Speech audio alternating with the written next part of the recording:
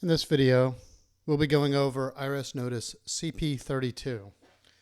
This is a notice when the IRS is trying to notify you that they've sent you a replacement tax refund check. So we'll go through this IRS notice, and then we'll talk about some of the situations that might come up and then any expected items. So you can see that this is a redacted version of this form. Some of the forms that appear on the IRS website are redacted for some reason, even though they're clearly fictional examples. Let's go ahead and start with the upper right hand corner. You've got the notice number CP32 for some tax year that is not identified. But the notice date is February 2nd, 2009. So I usually encourage people to pay particular attention to the notice date because there's usually an action item or some sort of requested action that might be tied to the notice date. For example, you might see something like, please respond within 30 days if you disagree with this notice. So let's take a quick check on this. The only thing that appears to be tied to the notice date is that you should receive the new replacement check within 30 days. There's your social security number and then a contact phone number to call the IRS for any issues. So over here on the left hand side would be the taxpayer's name and address. As I mentioned, this usually appears on most of the notices that I do these videos on, but for some reason the IRS has decided to redact this fictional character's tax information.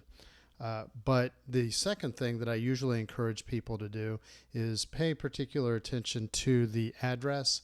And if you've recently changed addresses, particularly if you have a refund check coming towards you, then you should make sure that your address is always kept up to date within your tax record. So the most straightforward way to do that would be to file your annual tax return with your new address. However, if this is coming on the heels of tax season, or if you know that it will be quite some time before you file your tax return, then you may consider contacting the IRS to change your address officially. So you can do that by calling the IRS. You can validate your account information and then change your address over the phone. You can also file the official change of address notice. IRS Form 8822 is the address change notice for individual taxpayers, and IRS Form 8822-B is the change of address form for businesses. So let's take a closer look at this amount. So December 28th, 2008 refund. So seems like this would be for the tax year 2008. Again, not sure why they redacted the tax year.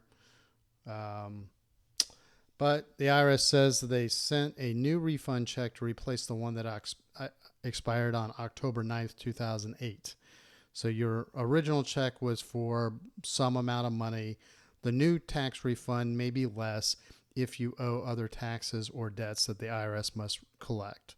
So if you have the expired check, you should destroy it. When you receive the new check, cash it in. So this doesn't happen to people with direct deposit, which is an option that you can use for your tax refund when filing your tax return.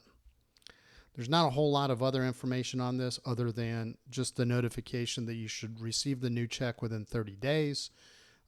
And you can call this 800 number for assistance with tax forms and instructions. Let's take a quick look at the IRS page that's been set up to go over this notice.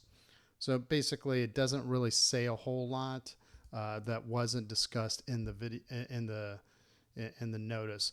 There is a frequently asked question about how to get your tax refund through direct deposit. So if you wanted to deposit into more than one account, you can file IRS Form 8888, which is the form that allocates your refund amongst more than one account. You can also have refund checks only mailed to the address of record. So again, you should pay particular attention to the address that's on file with the IRS. And then there's a frequently asked question about a divorced couple, how the IRS